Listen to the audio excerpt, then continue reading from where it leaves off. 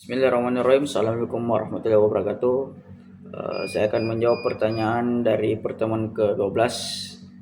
Pertanyaan pertama yaitu bagaimana Global Tech Solution akan menyesuaikan produk dan layanan mereka untuk memenuhi kebutuhan pasar internasional.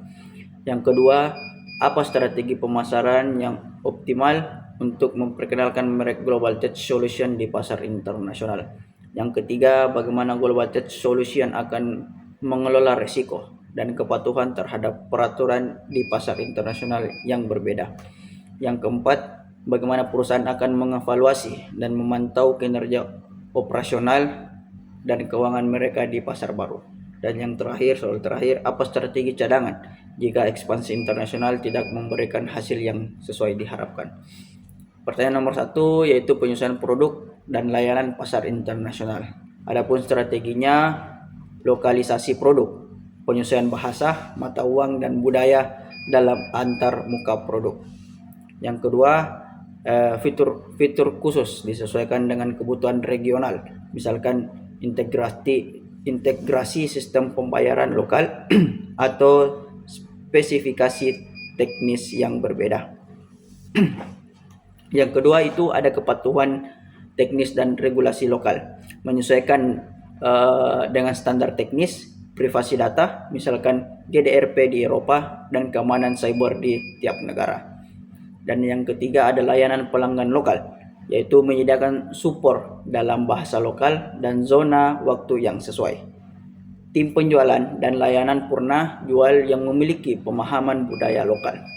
Yang kedua, ada soal nomor 2, strategi pemasaran optimal untuk memperkenalkan merek. Adapun strateginya pemasaran yang pertama itu brand positioning global, yaitu menonjolkan nilai unik Global Tech Solution seperti inovasi teknologi, keandalan dan dukungan global. Dan yang kedua ada pemasaran digital tersegmentasi. Ada SEO, media sosial, dan kampanye email disesuaikan dengan bahasa dan tren lokal.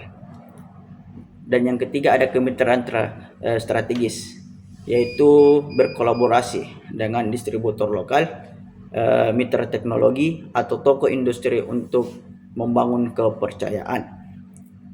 Adapun partisipasi dalam pameran dan konversi lokal, yaitu menampilkan produk di acara teknologi lokal untuk membangun visibilitas merek.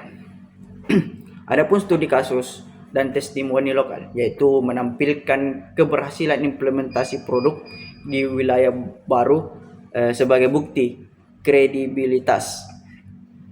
Nomor 3, manajemen risiko dan kepatuhan di berbagai negara.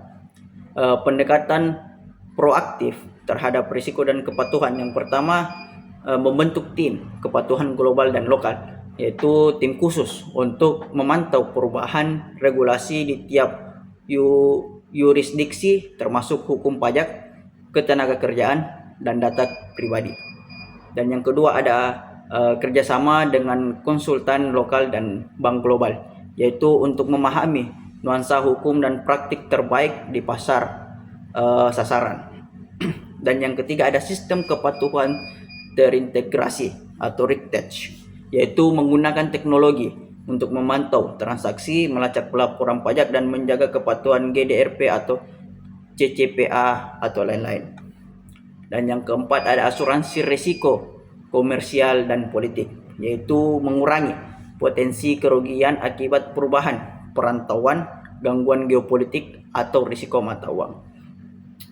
Adapun pertanyaan nomor 4, evaluasi dan pemantauan kinerja operasional dan keuangan.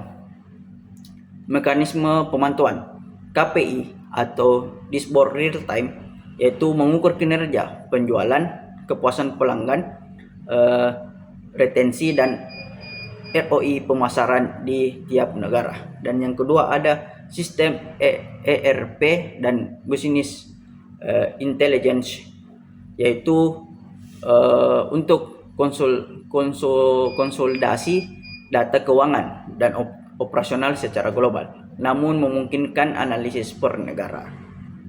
Dan yang ketiga ada audit internal berkala atau benchmarking, yaitu membandingkan kinerja staf, membandingkan kinerja antar pasar untuk identifikasi peluang, perbaikan atau duplikasi strategi sukses.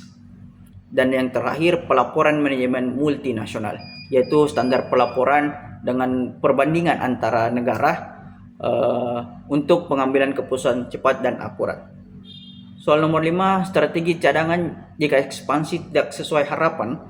Langkah pertama ada pilot testing di pasar terbatas, yaitu uji coba produk dan operasional dalam skala kecil sebelum peluncuran penuh.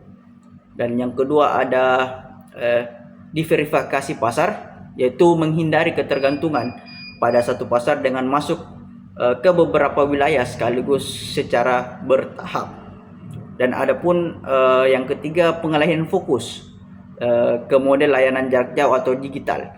Jika operasional fisik tidak berhasil, geser ke strategi layanan berbasis cloud atau SaaS.